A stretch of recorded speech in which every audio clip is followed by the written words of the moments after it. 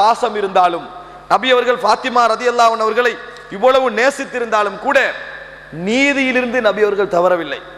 நீதியிலிருந்து நபி அவர்கள் தவறவில்லை.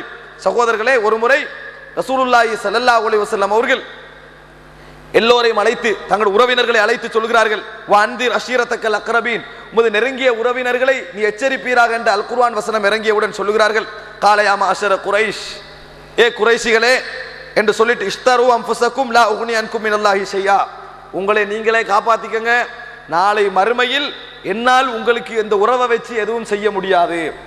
உங்களை ஆத்மாக்களை இஸ்லாத்தை கொடுத்து நீங்கள் விலை வாங்கி இஸ்லாத்தை வாங்கி உங்கள் ஆத்மாக்களை விட்டு விடுங்கள், என் மூலம் உங்களுக்கு நாளை மறுமையில் எந்த பிரயோஜனமும் கிடையாது, எனக்கு உங்களுக்கு எதுவுமே செய்ய முடியாது. யா பனி அப்து மனாஃப், ஏ அப்து மனாஃப் கோத்திரத்தினரே, என்னால் உங்களுக்கு நாளை மறுமையில் உதவி செய்ய முடியாது. யா அப்பாஸ் இப்னு அப்துல் முத்தலிப், ஏ அப்பாஸ் இப்னு அப்துல் முத்தலிப்பே, என்னால் உங்களுக்கு மறுமையில் எதுவும் செய்ய முடியாது. வயா சஃபியா அம்மத் ரசூலுல்லாஹ், ரசூல் ஸல்லல்லாஹு அலைஹி வஸல்லம் சாட்சி, அந்த பெரியம்மா அம்மா சஃபியாவே, உங்களுக்கும் என்னால் எதுவும் செய்ய, மனைவியும் இருந்தாங்க, ஒரு பெரியம்மாவும் இருந்தாங்க, என்னால் உங்களுக்கு நாளை மறுமையில் எதுவும் செய்ய முடியாது. அன்றைக்கு இருந்த ஒரே ஒரு மகள் ஃபாத்திமா ரலியல்லாஹு மட்டும்தான். வயா ஃபாத்திமத்த பின்த் முஹம்மத், ஏ முகமதுடைய மகள் ஃபாத்திமாவே, சலீனி மா ஷி'தி மின் மாலி, எனக்கு இருக்கின்ற சொத்துக்கள்லேருந்து உனக்கு வேணுமானதை கேளு, நான் தாரேன், ஆனால் லா உக்னி அன்கி மினல்லாஹி ஷைஆ, நாளை மறுமையில் உங்களுக்கு என்னால் எந்த உதவியும் செய்ய முடியாது, உங்களுக்கு என்னால் எந்த உதவியும் செய்ய முடியாது. இந்த உலகத்தில் எது வேணுமோ அதெல்லாம் கேளுங்க, மறுமையில் உங்களுக்காக நான் எதுவுமே செய்ய முடியாது என்று ரசூலுல்லாஹி ஸல்லல்லாஹு அலைஹி வஸல்லம் அவர்கள் சொன்னார்கள். பாசம் அன்பு எதுவும் இருந்தாலும் அல்லாஹ்விடத்தில் உங்களுக்கு நான் எதுவும் செய்துவிட முடியாது என்று ரசூலுல்லாஹி ஸல்லல்லாஹு அலைஹி வஸல்லம் சொன்னார்கள் என்ற செய்தியை புகாரியிலே பார்க்கிறோம். அதுபோன்று பனு மக்சூம் கோத்திரத்திலே ஒரு பெண்மணி திருடிவிட்டால், கொஞ்சம் உயர்ந்த கோத்திரம் என்பதனால் உசாமா ரலியல்லாஹு அன்ஹு அவர்களை விட்டு நபி அவர்களிடத்தில் கொஞ்சம் பேச சொல்கிறார், சட்டத்தை கொஞ்சம் இல்லாமக்கிறதுக்கு, கையை வெற்ற அளவுக்கு போகாம அந்த கோத்திரத்துக்கு கௌரவமாகி விடும் என்று ரசூலுல்லாஹி ஸல்லல்லாஹு அலைஹி வஸல்லம் சொல்கிறார்கள், இன்ன பனி இஸ்ராயில், பனு இஸ்ராயல்கள் இருக்கிறார்களே, கான இதா சரக ஃபீஹிமுஷ் ஷரீஃப், கண்ணியமானவர்கள் யாராவது அவர்களே திருடிவிட்டால் தரக்குஹு, அவரை விட்டு விடுவார்கள்.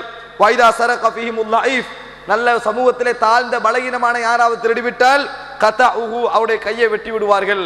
சொல்லிவிட்டு சொன்னார்கள், அல்லாஹ்வின் மீது ஆணையாக, லவ் கானத் ஃபாத்திமா லகதஅது யதஹா, ஃபாத்திமா திருடி இருந்தாலும் நான் கையை வெட்டி இருப்பேன் என்று சொன்னார்கள். ஃபாத்திமா இந்த இடத்தில் களவெடுத்திருந்தாலும் நான் கையை வெட்டி இருப்பேன் என்று ரசூலுல்லாஹி ஸல்லல்லாஹு அலைஹி வஸல்லம் சொன்னார்கள். அன்பு, இரக்கம், பாசம் எல்லாம் மார்க்கத்தில் இல்லாத ஒன்றை சொல்வதற்கோ அநீதியாக நடப்பதற்கோ நபி அவர்களை தூண்டவில்லை என்ற செய்தியை நேசத்துக்குரிய அந்த அளவுக்கு ஃபாத்திமாவை நேசித்ததால் தான் சொல்லுகிறார்கள். ஃபாத்திமா திருடி இருந்தாலும் நான் என்ன செய்திருப்பேன், கையை வெட்டி இருப்பேன் என்று ரசூலுல்லாஹி ஸல்லல்லாஹு அலைஹி வஸல்லம் அவர்கள் சொல்லுகின்றார்கள். சகோதரர்களே, அதுபோன்று ரசூலுல்லாஹி ஸல்லல்லாஹு அலைஹி வஸல்லம் மரணித்த பின்னால், ரசூலுல்லாஹி ஸல்லல்லாஹு அலைஹி வஸல்லம் அவர்கள் மரணித்த பின்னால் நபி அவர்களுடைய சொத்திலிருந்து உங்களுக்கு வரணுமே, பாப்பட சொத்திலிருந்து மகளுக்கு வரணுமே, அதை கேட்டு நபி அவர்களுடைய ஹைபர்ல இருந்து ஏதாவது சொத்து இருக்குதா, ஃபதக்ல இருந்து கிடைச்ச சொத்துக்களை எல்லாம் கேட்டு அபூபக்கர்ட்ட போறாங்க, அவர் கலீஃபா தானே, எங்களோட சொத்துக்களை தாங்க, தந்தையுடைய சொத்தை தாங்க என்று ஃபாத்திமா எல்லாம் கேட்குறாங்க. பாப்பட சொத்தை கேட்கத்தான் கேட்க போறாங்க. அப்போ அபூபக்கர் எல்லாம் சொல்றாங்க, லா நூரத் மா தரக்கனா சதகா, நபி அவர்கள் சொல்ல நான் கேட்டிருக்கிறேன், எங்களது சொத்துக்கள் எதுவும் பிள்ளைகளுக்கு வராசத்தாக போகாது, பிள்ளைகளுக்கு வராசத்தாக போகாது, அது தர்மமாகவே அமையும் என்று நபியர்கள் சொல்ல கேட்டிருக்கிறேன். உங்களுக்கு சொத்து தர முடியாது, உங்களுக்கு சொத்து தர முடியாது. உறவுகளில் எனது உறவை விட உங்களது உறவு தான் எனக்கு நெருக்கமானதாக இருந்தாலும், நபியோடைய குடும்ப உறவு தான் எனக்கு நெருக்கமான விருப்பமாக இருந்தாலும் ரசூலுல்லாஹ் இப்படி சொல்லிக்கிறாங்க, அதனால நான் என்ன செய்ய முடியாது, உங்களுக்கு சொத்துக்களை தர முடியாது. இதனால் ஃபாத்திமா ரலியல்லாஹு அன்ஹா அவர்களுக்கு அந்த செய்தி அபூபக்கர் சொன்னாலும் கூட ஃபாத்திமா அவர்களுக்கு ஒரு கோபம் வந்துச்சு. என்ன அபூபக்கர் அவங்க எங்களுக்கு தராம தடுத்துட்டாங்களே, சொத்துக்களை எங்களுக்கு தராமல் தடுத்து விட்டார்களே என்ற ஒரு கோபம் வந்துட்டு, அப்படி சொல்லி ஒரு 2-3 மாசம் தான் அதுல ஃபாத்திமா ரலியல்லாஹு அவங்களுக்கு என்னது, அந்த நோயும் வந்துடுது. ஃபாத்திமா ரலியல்லாஹு அவர்களுக்கு நோயும் வந்து விடுகிறது. அந்த குறிப்பிட்ட காலம் வரைக்கும் என்ன செய்தார்கள், அபூபக்கர் ரலியல்லாஹு அவர்களோடு ஒரு உறவு முறிவிலே இருந்தார்கள், ஒரு உறவு முறிவிலே இருந்தார்கள். இந்த செய்திக்கு பின்னால் உள்ள விஷயத்தை நீங்கள் தெரிந்து கொள்வதற்கு முன்னால் ஒரு முக்கியமான செய்தி, ஆயிஷா ரசூல் ஸல்லல்லாஹு அலைஹி வஸல்லம் அவர்கள் மரணிக்கின்ற பொழுது எல்லா மனைவிமாரும் ரசூலுல்லாஹ் வீட்டில் இருக்கிறாங்க, எல்லா மனைவிமாரும் ரசூலுல்லாஹ் வீட்டில் இருக்கிறாங்க. ரசூல் ஸல்லல்லாஹு அலைஹி வஸல்லம் மரண வேதனையில் இருக்கிறார்கள் என்ற செய்தி ஃபாத்திமா ரலியல்லாஹு அன்ஹா அவர்களுக்கு போகுது. அப்ப ஆயிஷா ரலியல்லாஹு அன்ஹா சொல்றாங்க, இதை கேட்டுவிட்டு கேட்ட பொழுது ஃபாத்திமா அவர்கள் நடந்து வந்தார்கள். நடந்து ரசூலுல்லாஹ் இருக்கிற இடத்துக்கு வராங்க. வல்லாஹி அல்லாஹ்வின் மீது ஆணையாக மா தஹ்ஃபா மிஷ்யத்துஹா மின் மிஷ்யத்தி ரசூலுல்லாஹி ஸல்லல்லாஹு அலைஹி வஸல்லம், அவட நடையும் ரசூலுல்லாஹோட நடையும் தப்பாதுன்னாங்க. ரெண்டும் ஒரே நடதானாங்க. ரசூலுல்லாஹ் எப்படி நடப்பாங்களோ அது போல நடந்து வந்தார்கள். அதுபோல ஃபாத்திமா அவர்கள் நடந்து வந்தார்கள். ஃபலம்மா ரஆஹா, ரசூலுல்லாஹ் அதை கண்ட உடனே, ஃபாத்திமா வார்த்தை கண்ட உடனே மர்ஹபன், வாங்க வாங்கன்னு என்ன செய்யறாங்க, அந்த மரண படுக்கையிலும் கூட ரசூல் ஸல்லல்லாஹு அலைஹி வஸல்லம் மகளே வாங்க என்று சொல்லி வரவேற்கிறாங்க. வரவேற்று ரசூல் ஸல்லல்லாஹு அலைஹி வஸல்லம் அவர்கள் வலதிலேயோ இடதிலேயோ ஃபாத்திமா இருப்பட்டிக்கிறாங்க. இருப்பட்டிட்டு ரகசியமா காதுல உண்டு சொல்றாங்க. ரகசியமாக காதுல உண்டு சொல்றாங்க. என்ன சொல்றாங்க தெரியுமா? வளமையாக ஜிப்ரீல் ஒவ்வொரு வருடமும் எனக்கு குர்ஆனை ஓதி காண்பிப்பார். காதுல சொல்றாங்க மெதுவா. இந்த வருஷம் 2 முறை காண்பிச்சிட்டாரு. 2 முறை குர்ஆனை ஓதி காண்பித்து விட்டார். நான் நினைக்கிறேன் இது என் மௌத்து நாள், நான் மௌத்தாக போறேன் நினைக்கிறேன். அதனால தான் ஜிப்ரீல் அலைஹிஸ்ஸலாம் எனக்கு 2 முறை காண்பிக்கிறான்னு நினைக்கிறேன்.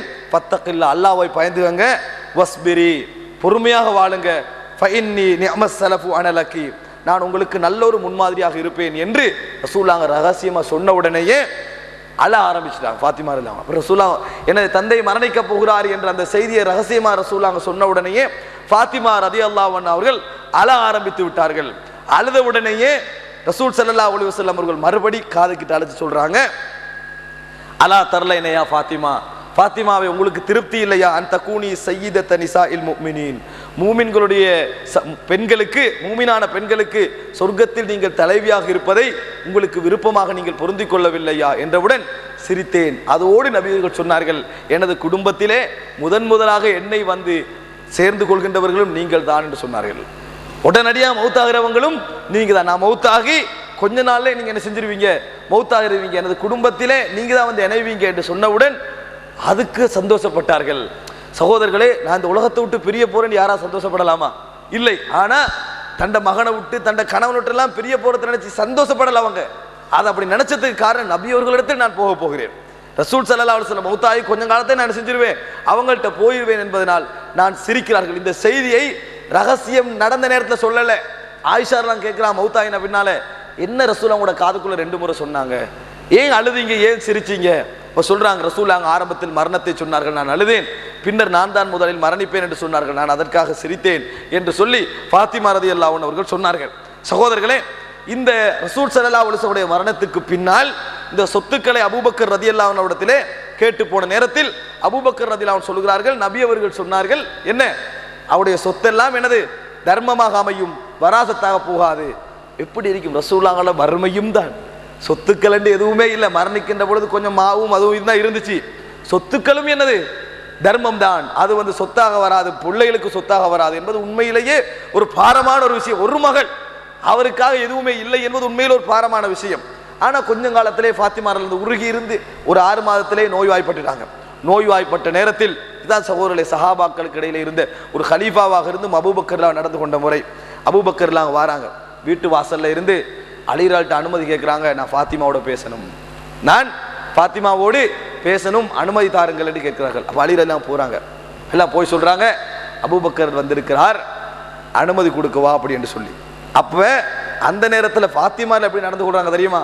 அலிரட்டு சொல்றாங்க, நீங்க என்ன சொல்றீங்க, நீங்க என்ன சொல்றீங்க அப்படின்னு. பரவாயில்ல என்றார் அலிரல்லாம், வரட்டும் என்றாங்க. அலிரல்லாம் அவர்கள் வரட்டும் என்றாங்க. அப்போ வர சொல்லுங்க என்றாங்க. அப்போ அபூபக்கர்லாம் வர்றாங்க. சகோதரர்களை வந்து சொல்லுகிறார்கள், வல்லாஹி ஃபாத்திமாவே, அது அந்த ஒரு முக்கியமான ஒரு இடம் சகோதரர், அது வல்லாஹி அல்லாஹ்வின் மீது ஆனாக, மா தரக்து தார வல் மால வல் அஹ்ல வல் அஷீரத இல்லா இப்திகா மர்லாத்தில்லாஹி வ ரசூலிஹி வ மர்லாத்திக்கும் அஹ்லல் பைத். நான் என் சொந்த ஊட விட்டு, என் சொந்த குடும்பங்களை விட்டேன், என் சொந்த உறவுகளை விட்டேன், என் சொந்த நாட்டை விட்டு நான் வந்ததெல்லாம் அல்லாஹ்வையும் ரசூலையும் உங்களோட குடும்பத்துடைய திருப்தியை நாடித்தானே. நபியோடைய குடும்ப சந்தோஷமாக வாழ வேண்டும், அந்த குடும்பத்திற்கான அந்த ரசூலாக எங்களை பொருந்திக் கொள்ள வேண்டும், ரசூல் ஸல்லல்லாஹு அலைஹி வஸல்லம் அவர்களுடைய அந்த மார்க்கத்தை ஏற்க வேண்டும் என்பதற்காக, அவருடைய குடும்பத்தை நேசிக்க வேண்டும் என்பதற்காக அல்லாஹ்வுக்காகத்தான் என் ஊட்டையும் விட்டேன், என்னுடைய தேசத்தையும் விட்டேன், எனது குடும்பங்களையும் விட்டேன். இந்த சொத்தை தடுத்து வச்சுக்கிற எனக்கு என்னன்னு கேட்குறான். உங்களுக்கு தர வேண்டிய ஒரு சொத்தை நான் தடுத்து வைத்துக் கொள்ள எனக்கு என்ன நேர்ந்தது? நான் வீணாக தடுத்து வைப்பேனா? ரசூல் ஸல்லல்லாஹு அலைஹி வஸல்லம் சொன்னதை கேட்டு தான் நான் அப்படி செஞ்சேன். ரசூல் ஸல்லல்லாஹு அலைஹி வஸல்லம் அவர்கள் இப்படி தரக்கூடாது, அவர்களுக்கு கொடுக்க கூடாது என்று சொன்ன ஓர்டரை கேட்டு தான் செஞ்சேன். நான் எனது சொத்துக்களையும் குடும்பத்தையும் பணத்தையும் உறவுகளை எல்லாம் விட்டது உங்களுக்காக.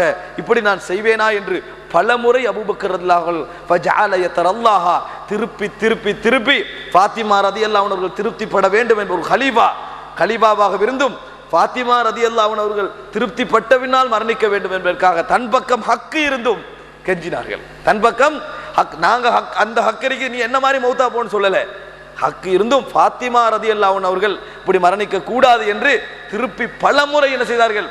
திருப்பி திருப்பி திருப்பி கெஞ்சினார்கள். அந்த நேரத்தில் கடைசியிலே ஃபாத்திமா ரலியல்லாஹு அன்ஹா அவர்கள் திருப்தியுடன் உங்களை நான் ஏற்றுக்கொள்கிறேன், அது உண்மைதான் என்று சொல்கின்ற மனோநிலையில், திருப்தியா மனோநிலையில் ஃபாத்திமா ரலியல்லாஹு அன்ஹா அவர்கள் உயிரை விட்டார்கள் என்ற செய்தியை பார்க்கிறோம். அபூபக்கர் ரலியல்லாஹு அன்ஹு திருப்திப்பட்டு அந்த நேசமான நிலையிலேயே உயிரை விட்டார்கள் என்ற செய்தியை நாங்கள் பார்க்கிறோம். சகோதரர்களே, அப்ப நாங்கள் பார்க்க வேண்டும் என்றால் எந்த அளவுக்கு ரசூலுல்லாஹி ஸல்லல்லாஹு அலைஹி வஸல்லம் அவர்களை நேசித்தார்கள்.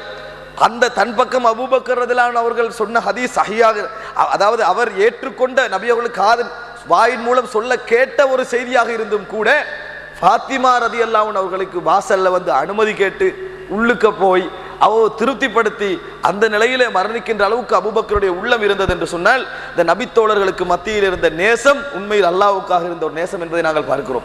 சகோதரர்களே, இதுதான் ஃபாத்திமா ரலியல்லாஹு அன்ஹா அவர்களுடைய அந்த கடைசி காலம். இந்த கடைசி காலத்தில் கிட்டத்தட்ட அதாவது 25 வருடங்கள் இந்த உலகத்திலே வாழ்ந்திருக்கிறார்கள். 25 வருடங்கள் வாழ்ந்திருக்கிறார்கள். நபி அவர்கள் மூலம் வந்த அனைத்து சந்ததியும் முடிந்து விட்டது. ஃபாத்திமா ரலியல்லாஹு அன்ஹா அவர்கள் மூலம் வந்த சந்ததி மாத்திரம்தான் எஞ்சியது.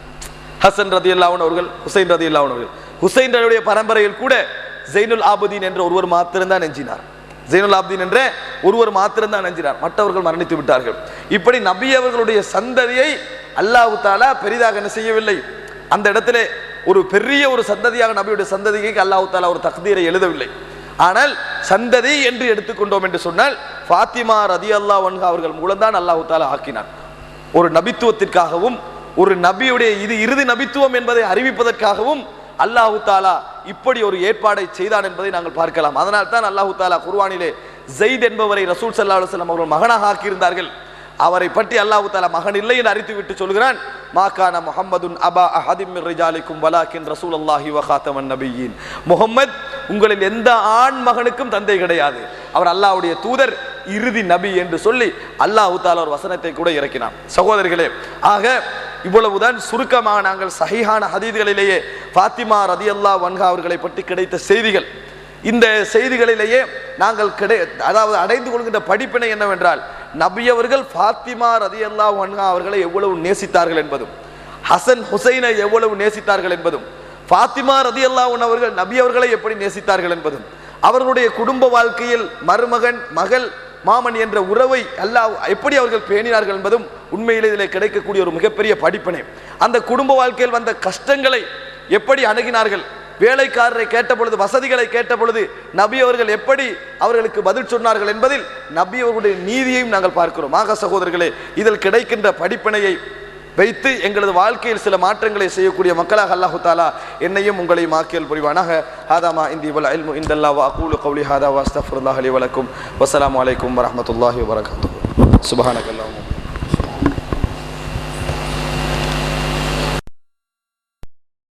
يا زهور الروض ميدي أسمعي ليلي نشيدي واملئي قلبي سرورا وله اللحن أعيدي وله اللحن أعيدي. يا زهور الروض ميدي أسمعي ليلي نشيدي واملئي قلبي سرورا وله اللحن أعيدي. يا زهور الروض ميدي أسمعي ليلي نشيدي واملئي قلبي سرورا وله اللحن أعيدي وله اللحن أعيدي.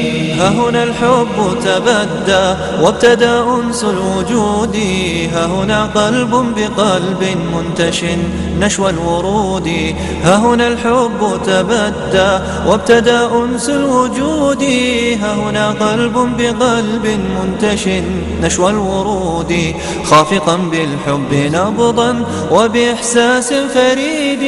يا زهور الروض ميدي أسمعي ليلي نشيدي، واملئي قلبي سرورا وله اللحن أعيدي. يا زهور الروض ميدي